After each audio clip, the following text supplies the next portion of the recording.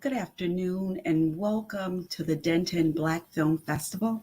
My name is Shauna Myers and I am a part of the DBFF Film and Programming Committee. And today I have the honor of helping with a wonderful discussion with a great film called Not My Enemy. Before we get started, however, I'd like to give a sincere thank you to our presenting partners, NBC5, the City of Denton, Panavision, and to other sponsors, because without them, we would not be able to do what we do.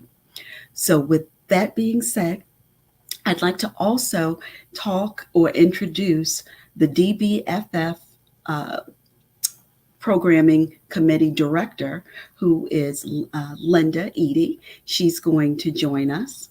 We'll also have special guests today. We have Kainde Ishangi, and she's the director and writer of the film. And we have the executive producer today, and her name is Tiffany Reinhardt. And we may have another community partner joining us. And if he is able to make it, I will certainly let you all know. But ladies, welcome, welcome, welcome. I viewed this film a couple of times, and Linda Eady is going to um, take over from here and head up our Q&A. Well, Shauna, actually, you're heading up the Q&A, my darling. Oh, And wonderful. I know, I am sorry. I was going to stay backstage, but anyway, but I do want to add that this was one of my favorite films in the festival. I really enjoyed it. I thought it was very informative, and as I told the filmmakers earlier, the generosity in showing and telling this story was really appreciated.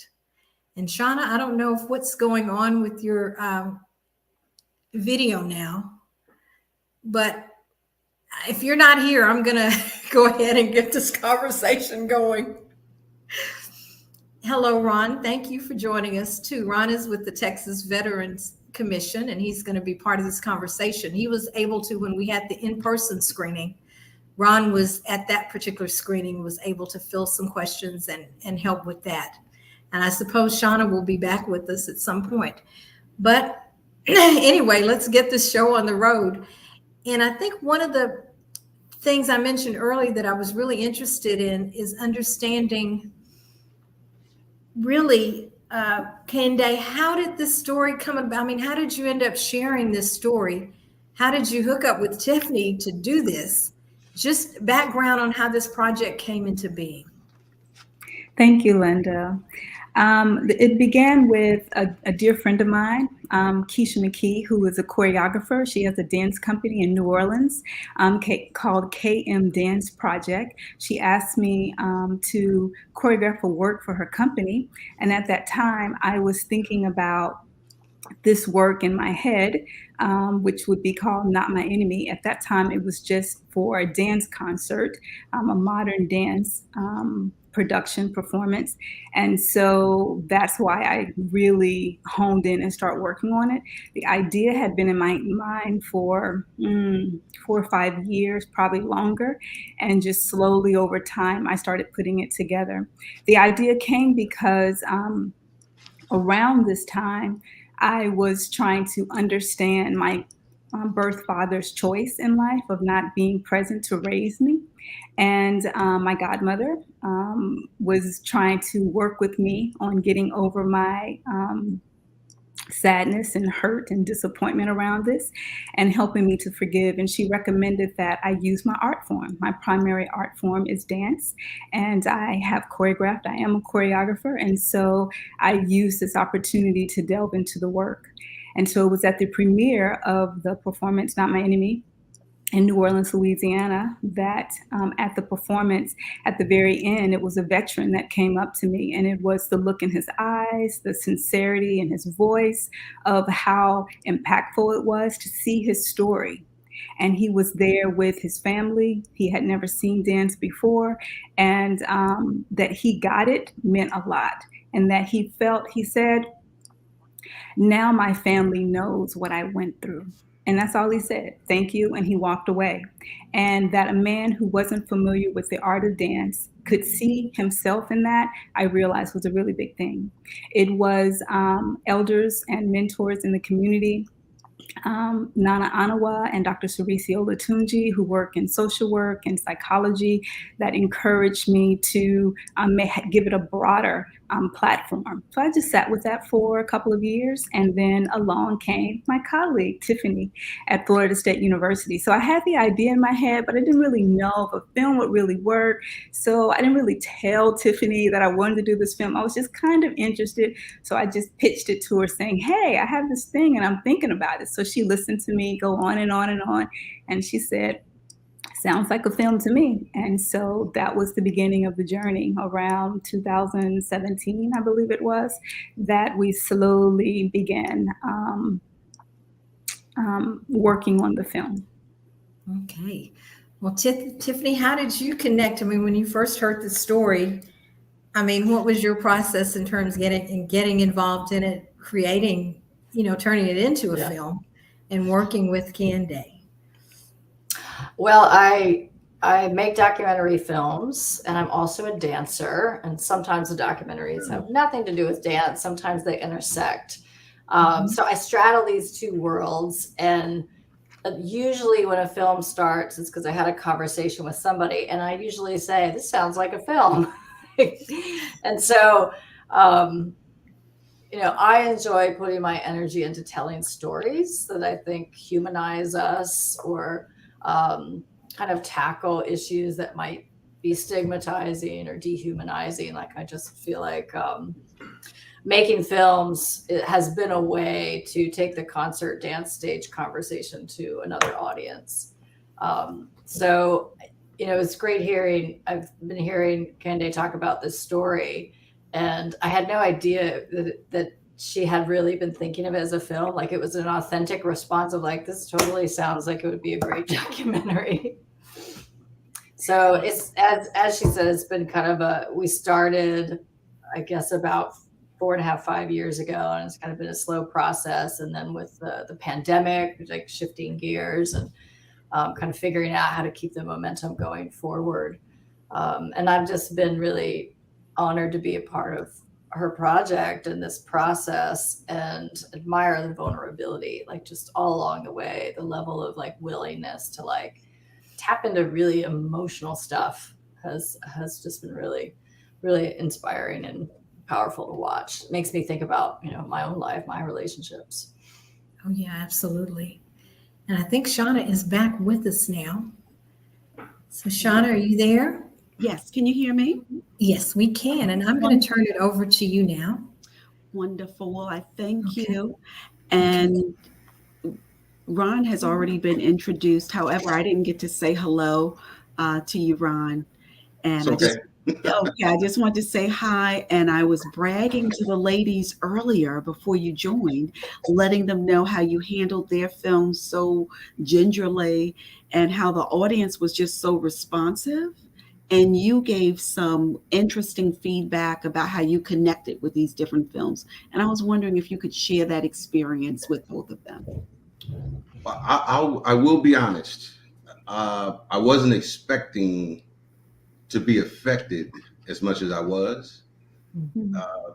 I thought all I was going to do was just present to those in the audience and, as to what Texas Veterans Commission has to offer veterans. But it actually touched home for me as well. I do have an uncle, or had an uncle, who was in the Vietnam War. He did about 16 years, United States Army. He was a military policeman. But he died in, I believe it was 2008. But it just made me reflect on my life and those that were in the military in my family. My older brother, he spent 4 years in the Navy himself. But I'm the only one in the family who's actually retired from the military. But again, it affected me more personally because I did not have a father in my life. In fact, I didn't meet my father until I was 28 years old. And up until that time, and I shared this with the audience last week as well, I didn't meet him until I was 28, but I didn't even see a picture of him until I was roughly 26. That was the first time I even saw a picture of him. So again, the film affected me in many more ways than you can ever imagine. So I appreciate the invite. Yes. And so part of it for me was after I met Ron, I viewed the film several times, which is what I already told them. It's like I'm this big fan of our stories being told respectfully and sharing different perspectives. And I think you all were able to nail that brilliantly. You know, to hear from your father what he was willing and unwilling to even talk about. Mhm. And then the idea of a lot of times folks talk about the males, young men not having the father and that impact, but very rarely do you hear someone from the woman perspective. So, with that being said, my dear, what did you want people really to walk away with from your perspective as a woman, not having your dad that access to him? Wow. As I said in the beginning, it really was, I used my art form to figure my life out. And Mhm. in that journey, I chose to share it with other people. So there wasn't anything specifically about my relationship with my father, except to just pull the veil back from what Mhm. veterans experience in war and help people understand that maybe some of how they show up is there's a reason for that, and to look deeper and understand that there's something more, to maybe bring a little bit more compassion. Mhm. The film has given a lot to me. You know, it started out as this vehicle to forgive. And I Mhm. never imagined that it would be a vehicle to actually heal Mhm. and to bring me closer to my father. Like after my father saw the film, he became a little bit more, not emotional is not the right word, but a willingness to be vulnerable with me. And that was not there before. Um, yeah. So it's small, but it's certainly noticeable. Mhm. Mhm.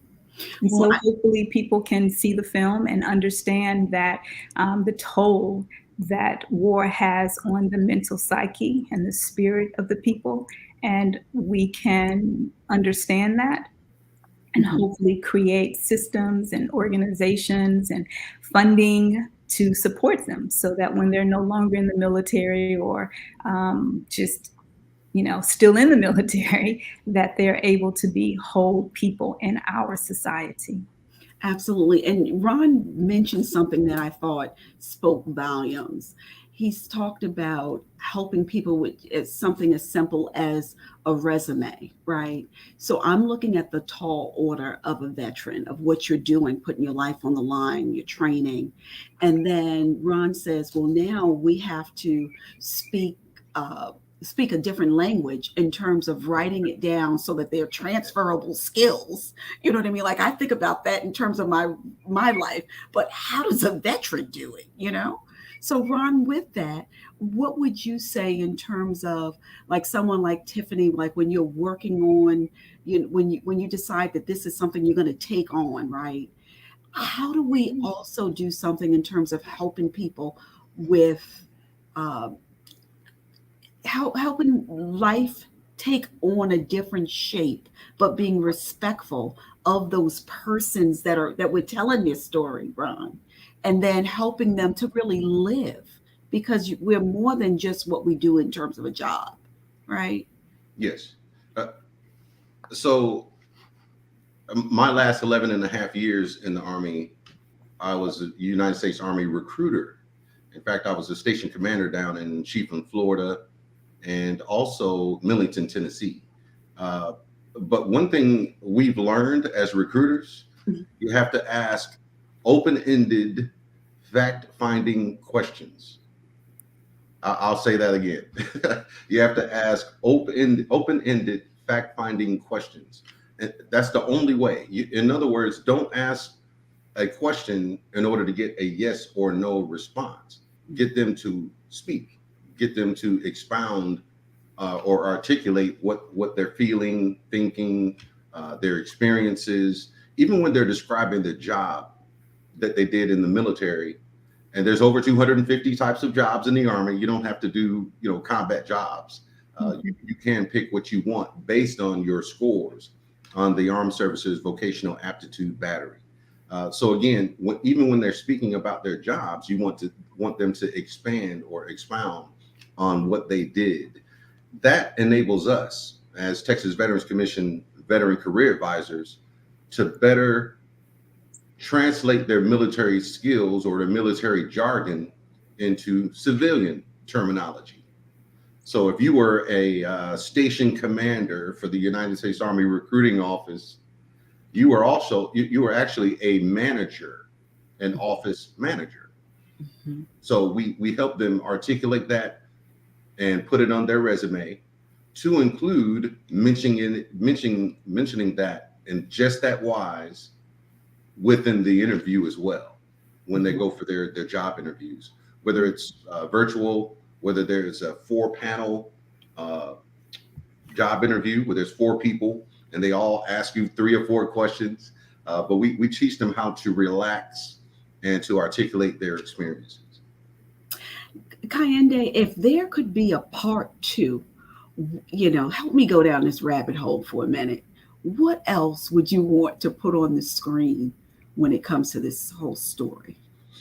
Wow, I think it'd be wonderful to see the after connecting with my father, and to continue seeing what people are doing in community, because there's so many veteran organizations that are out helping, and we don't know about these organizations. It's only as if it's so close to you.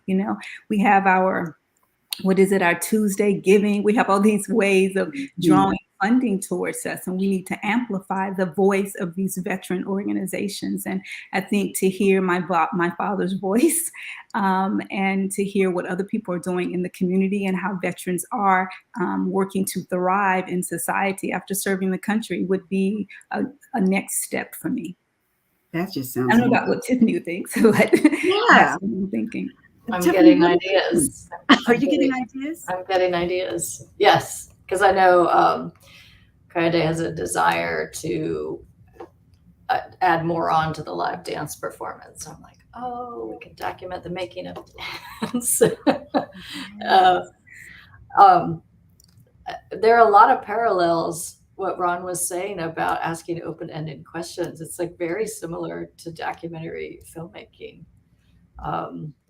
Because you're trying to make a subject-centered film, or I have with the films I make, that it's very subjective. It's from this person's experience. Mm-hmm. So trying to get out of the way, just to your question earlier, I'm trying to get out of the way so that this person can tell their story from their microphone as much as possible. Mm-hmm. Well, I will tell you, as a viewer, I felt like I was a fly on the wall, because, and I guess this comes from with someone that's the producer, right? With how you're managing how the story is going to play out on screen. I felt as though I was reading a book, and you know how you read on the page and all of a sudden it comes to life? Mm-hmm. That's how I felt as you all engaged or progressed through the film, if you will. You know what I mean? Whereas the other ones weren't really like that in that way, but this one really was. Yeah, it was a very intimate process. We were wearing many hats. It felt like it was really Kayende and I working together. And I did the editing on this film, which also feels like in a documentary, like an enormous amount of responsibility, because any cut you make shifts the story. So I felt like I was making those decisions in constant conversation with Kayende, really, really listening and sitting with things. It almost came across like a verbal diary. When Kayende would come in and start talking, it was almost like she was looking into the camera, talking to us personally. like she was documenting it in a journal, if you will. It was just such an interesting play on how to tell a story, I thought. Well, thank you. I think what adds to that is that before Tiffany and I started working on the film, we started developing a friendship. And so that friendship and intimacy between us as colleagues first, that then became friends, that was a part of it. And so being my friend, there were things that I would share with her like I would a girlfriend. I And see. so she got to hear some of the inside to the story. So that was a big part of it. And Tiffany loves to tell stories. You know, she is a dance film maker as well as a documentary filmmaker. And so just kind of seeing the two, it was an opportunity for her to merge the genres that she worked with together for this film. And again, we went through the process together. And what was beautiful is that she's the person interviewing me for the film. And so it became like talking to a friend. So that intimacy that you sensed, like a journal or a diary, it was that of me talking to my friend who just so happened to be my, producer and collaborator for this film. Wonderful. And Ron, when you viewed the film, you said it just felt so personal, like you didn't expect it to be like that. How was this different for you than viewing other films that have to do with veterans? How was this one like different? Like the secret sauce, if you will. The secret sauce for me Mhm. was it was her way of it was her way of talking to us through dance. Mhm. She said she wanted to. Well, actually, she was given some advice from friends and family. Hey, why don't you dance? Mhm. To handle this problem. Mhm. And that's what I picked up on. Mhm. Aside from a lot of the interviewing and things of that nature, I was able to pick up what she was trying to say through her dance. She was, especially when she in the scenes where she's practicing and Mm. going over her steps, and then she goes back to look at the notes. Mhm. I picked up on that, and Tiffany did a great job in zeroing in on her writing in the notebook. I'm Mhm. like, wow, that's different. That is different. Different, right? I'm so used to interviewing people and sitting in instructional type classes and things of that nature, but this was the first time I was able to actually grasp what she was trying to do through dance. And she was basically just going through all of her memories, her feelings, everything. And I picked up on that through the practicing. I'm like, wow, that's different. Mhm. Mhm. That Mhm. makes me so happy. Thank you. It worked. Because that was Worked. exactly my process in creating the movement for the dance concert performance, was really sitting with the story. One of the books that resonated with me in my research about Vietnam and trying to figure out what am I coming to say with this project was landing upon Wallace Terry's book, Bloods. And it's a wonderful book that tells, I don't know, maybe there's 32 different chapters, and each one is an African-American Vietnam veteran in various ranks and services of the military telling their Vietnam story, or stories, because sometimes there are two or three inside. And it was just so colorful in a painful way. Yeah, largely in a painful way, that it just kind of, you couldn't help, it was visceral. I could feel it in my body, what Mm. they were saying and feeling. And so it was a wonderful opportunity to use my art form to try to work that out and think about it.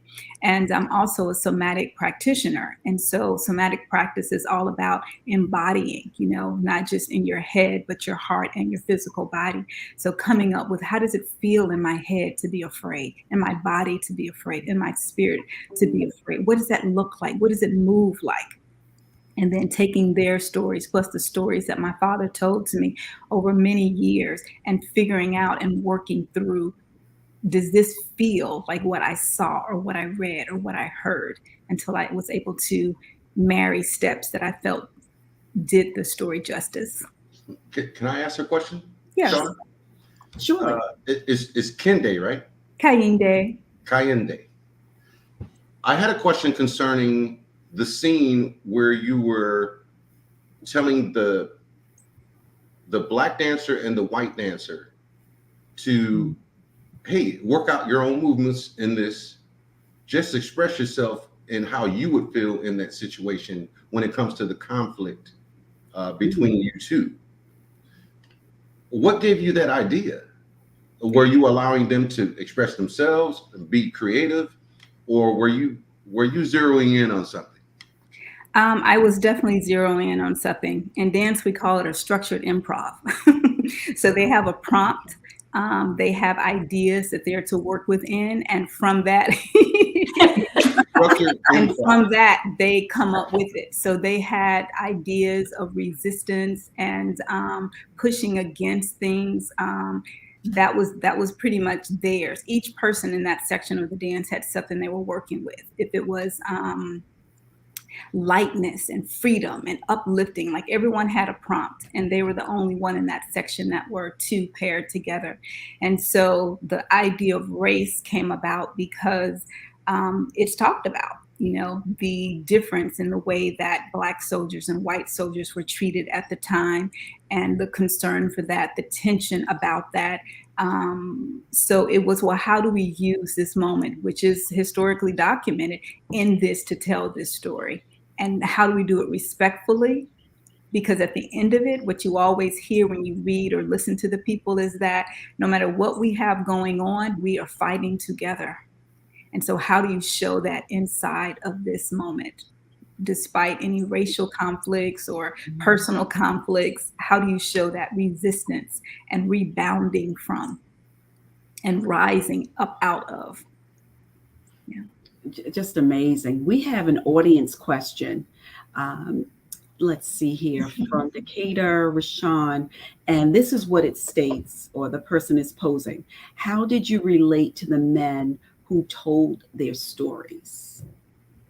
How did you relate to those men? How did you relate to the men who told their stories? I'll say, I don't know if Colonel Sanchez knows this, but he kind of was like my father. My father didn't go that far into the military to retire and become a colonel, but in his willingness to talk to me and share his story, he was, out of all of the veterans, the one that I could keep asking those questions I didn't have the courage to ask my father.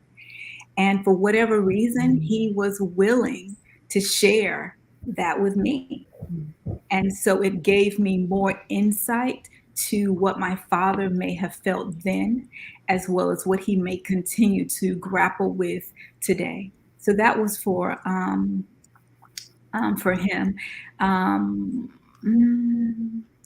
For John Perpiner, he was my professor as I was getting my graduate degree. He's a doctor in dance history. And so I had no idea this man that I knew and grew to call Uncle John and, call to check in on. I had no idea he had this history until one day he's helping me with my promotion and tenure information. And he goes, "Oh, I was in the Vietnam War." It's like, wait a minute, so it kind of made me realize, although you have these close relationships with people and you're relating with them, something about things that are uncomfortable, like war, it kind of closes things off, closes you off, that you don't share the fullness of who you are. And so it helped me to see him in a different way and relate to him a little bit differently. Yeah. Got it. Well, what comes to mind to me when you were saying that is vulnerability, right? And I think in just about any relationship, it's like you have to learn how to be vulnerable. But part of it is, or how is somebody going to receive you with you being vulnerable? So it's a lot, that's a tall order, even if, and you just brought up something, the relationship professor and student, because we can look at this from different angles. Yeah. And the biggest thing to me is, all of this is a part of the larger community when you think about it, right? Absolutely. And I think earlier when you were asking, what did I want people to take away, or my father or men to take away? It really is how one event can impact a family, therefore community, and therefore the nation. And we don't think about it in that way. I think sometimes we're kind of myopic in our viewpoint, and that we're only thinking of how it affects me, the person. And it isn't just you. It really is all of us. It's like that funny thing, the dog bites the mailman goes home, get upset with the kid kicks the dog, in this cycle of Yes. Yes. Ripple. Yes. Well, the film makes you also think about when you hear the news and you're hearing about conflict or something abroad, right? And you see these pictures of these folks and their families. It makes you look at it differently now. Not just as okay, this is just a family, this is what they're going through. No, it makes it more personal, you know, because now I have someone else's point of reference. Like Ron talked about his experience, right? He didn't have family members that retired from the military. So maybe they look at him maybe a little bit differently. Like what's going on in his life that he'd want to do that, right? Or what's the landscape of it where he would take it on as a career, you know? I need to say this, and I'm Yes. going to acknowledge Coach Crystal in the comments. She Okay. says this film is a profound instrument for healing. When I was in the military, I was married for 17 and a half years during that time. And I won't go into, what all went down and all that, but Yes. it ended rather abruptly, in my opinion. However, that helped me to better process things. With what I was going through, there was a scene wherein she says, "Distance makes the heart grow fonder, or it doesn't make the heart grow fonder. It makes it worry. It makes it question." Wow.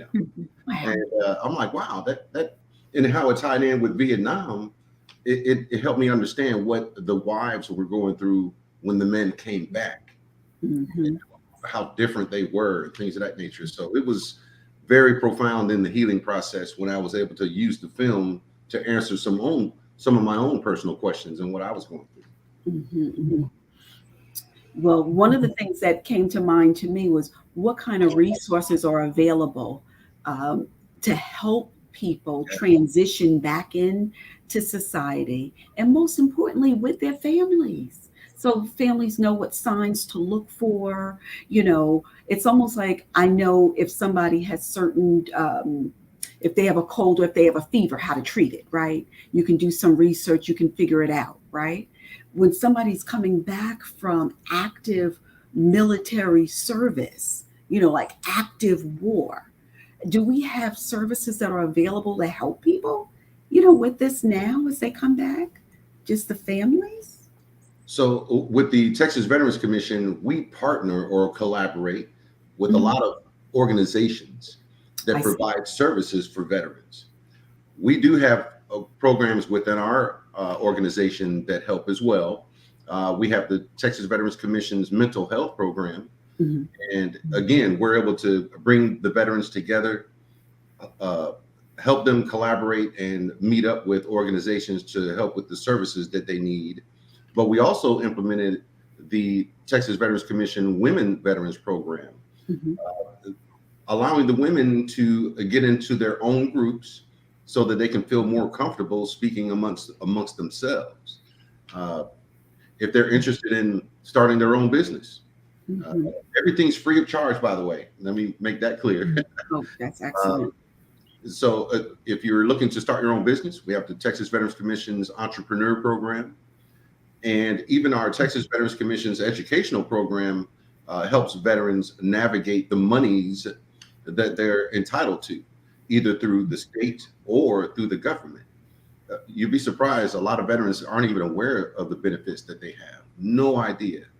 Even if you need help with rent, our Texas Veterans Commission's grant program helps us to pay for sundry items. It could be your car broke down and you need to pay for the maintenance. There's grants for that. You're behind on rent a couple months. We'll pay those 2 months.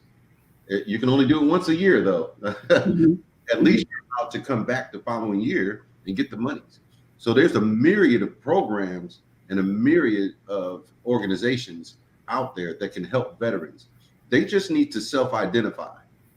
You'd be surprised. A lot of veterans will get out of the military or transition from the military, and they never tell folks that they're former military. But we're a dead giveaway. You know, a lot of us have the haircuts and the way I always get laughed at because I use a lot of scissor hands, you know, when I speak. However, if you don't self-identify, most people, they won't know how to approach you or how to help you.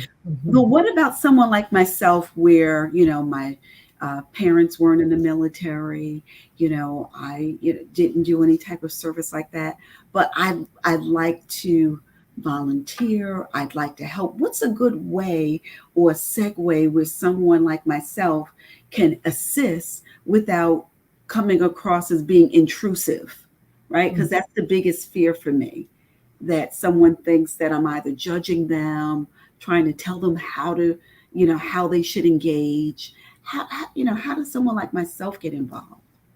Well, again, it all goes back to the open-ended fact-finding questions again. Okay. One thing that we're taught in communications is that we shouldn't say, "Oh yeah, you know, I went through that too." You know, no. Just let the person speak and give, you know, positive affirmations or acknowledgement that you understand. And if you don't understand, just repeat the question. So what you're saying is you were this, and this, right? And that allows them to expand even further. You can also get with organizations that have volunteer programs. Volunteers of America is a great one. In fact, they've got a grant from the Department of Labor to help veterans with mental health, with a lot of the same things that we help with when it comes to helping pay for rent or fixing on their cars, you know, if they broken down, things of that nature. But volunteering is one of the best ways to do it, at least to be able to get more information.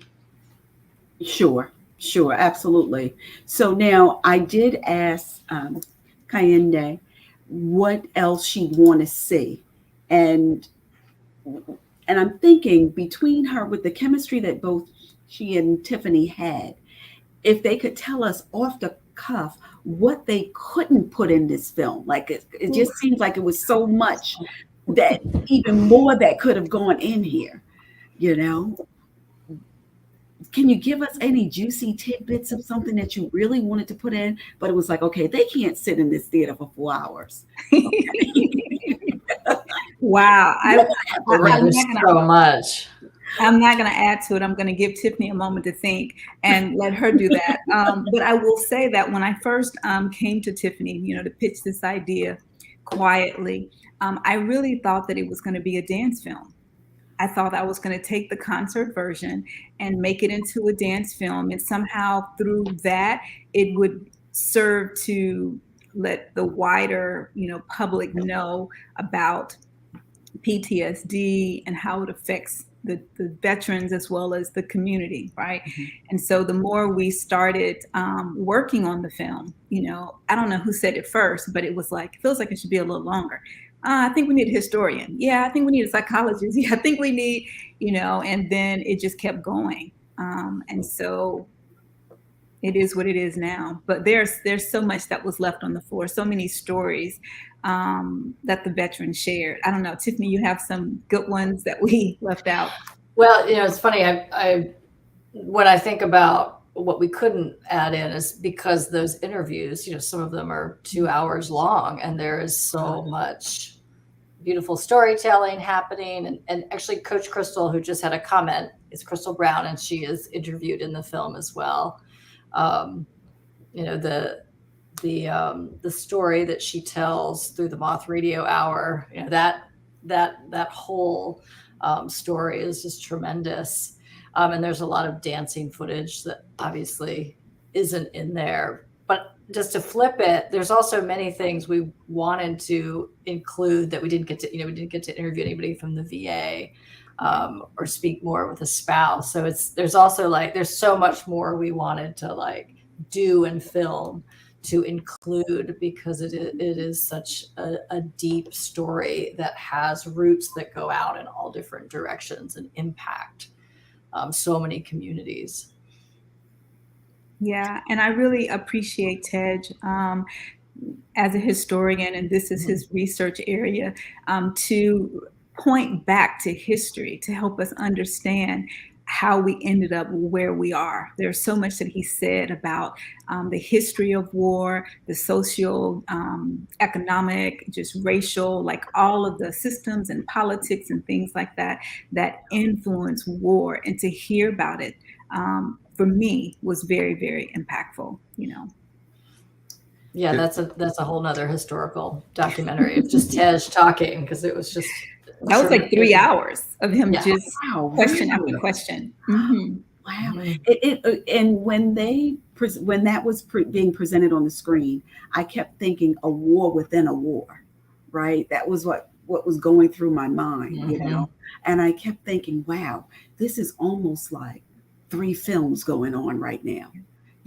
It's the daughter experiencing this. We have the father who was actually in it. And then we have the historian kind of like painting this picture. So it was like this wonderful quilt. I mean, a lot of sorrow. So it's not to belittle these experiences by any measure, but I felt like it was this beautiful quilting for the audience to see. We're more than just putting on a uniform. I'm more than just the daughter of. I'm more than just a spouse of, right? Because even in our society, right now, we're seeing like when we think about things going viral, we see a blurb of something and then you're forced to write the rest of the story in your mind. Here, I kind of felt like, oh my God, what didn't they bring to the table to tell us? And I want to know if it's enough footage for a second film, like right away. That's really cool. Yeah, there is. Absolutely, there is. That was the setup, okay? Yeah. Thank you for that, Shauna.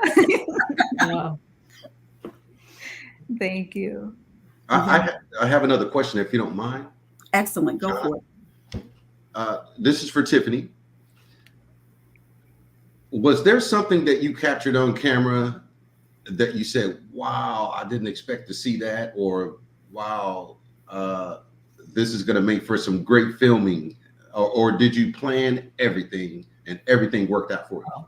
Oh no, I'm very run and gun. I'm very, I'm chasing the content. My response immediately, it might be the same for Kehinde, was when we were interviewing Uncle John Perpiner. And he was telling a story. I mean, it is in the film. He's telling the story about the veteran that he was taking care of, and that he showed up one day and passed away. And he had such an emotional response. We paused, turned off the camera for a moment.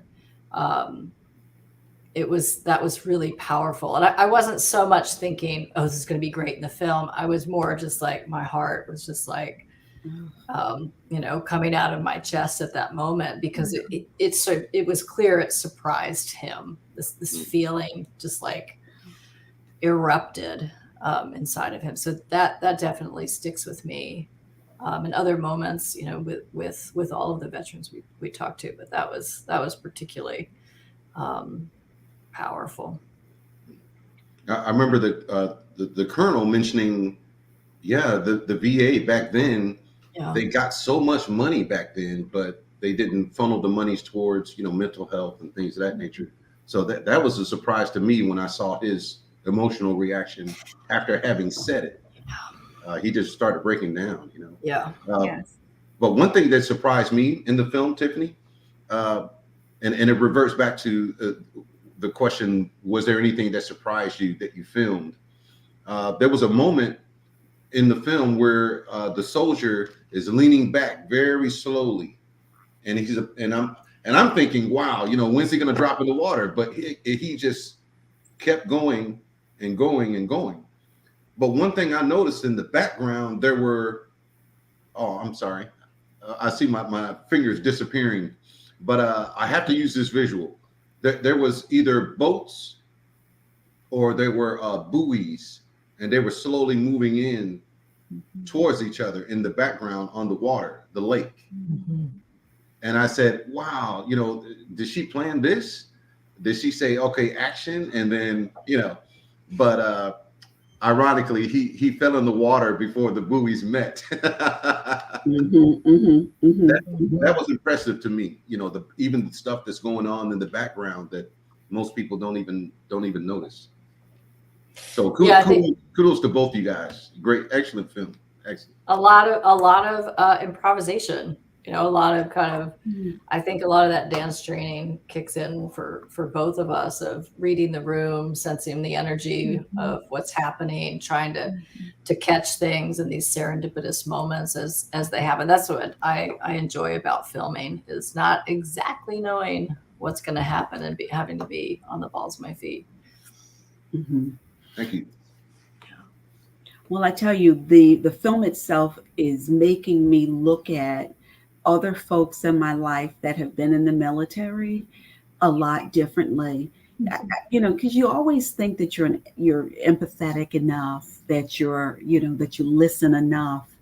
But I want to thank you all for, one, opening up my mind to look at relationships of these military men and the lives that they touch, their children, people within their communities. So I want to thank you both for partnering, becoming friends, having this dynamic chemistry on screen that has made me watch this film 4 times. Okay. And each time I see something different. I have to tell you, Ron. So you're kind of lucky that you're not like me looking at it 7 times. Okay. But it sounds like from Ron's memory, he didn't need to do this. He didn't need to, but for someone that's on the outside, I just feel like I want to volunteer. I want to write a check. I want to go down the rabbit hole with people and understand more and share more. So I just thank you both for such an incredible work. And Candy, you said something. You said you didn't expect for the healing to take place. You didn't expect the healing. And, I'm sending lots of love and support your way, because Thank you. It's a journey, right? It is definitely a journey. Yes. And just letting you know that, you have all these fans out here, that you've opened up our minds and our hearts by sharing your personal story. So we thank you. Thank you. And Ron, thank you so much. I told you, ladies, he was wonderful. I told you. I'm sorry, my mic went out. Could you get it? Nice. This is how he was with the audience. I was like, oh my goodness, they could not have given me a better community partner to work with, Ron. So thank you so very much, my dear, for just leaning in and sharing your experience. We're forever grateful through the DBFF Festival. As you all know, this is our 9th year. Please check in for our 10th year. If there's some films to be submitted, you just talk with Linda Edie. And for now, unfortunately, we have to wrap things up. I just want to say thanks again and farewell to you all. Have a great 2023. Thank you. Thank you. You're welcome. Thank you so much. Yes. Forged by pioneers. Hello, I'm Harold Taft. An obsession with being the most accurate and protecting their community. Please be careful in the Dallas-Fort Worth area now. Upheld today by the largest and most experienced team in North Texas. Sharing resources and expertise, pushing boundaries to develop exclusive modeling software. Filling in gaps that nobody else can. Certified most accurate forecasting DFW in both English y Español. NBC5 and Telemundo 39. Denton County is one of the fastest growing counties in the country. And as the county grows, it becomes more difficult to commute. At Denton County Transportation Authority, we provide clean, modern public transportation. Experience the many services DCTA has to offer, including our 21-mile commuter A train, as well as our Connect bus and UNT campus shuttle services available in Denton, or our GoZone on-demand app-based rideshare service available in Denton, Louisville, and Highland Village. We pride ourselves in providing you with the connectivity and transit options to safely get you around town or the region. At DCTA, we are committed to safe, customer-focused, and efficient mobility solutions for Denton County. DCTA. We get you where you need and want to go.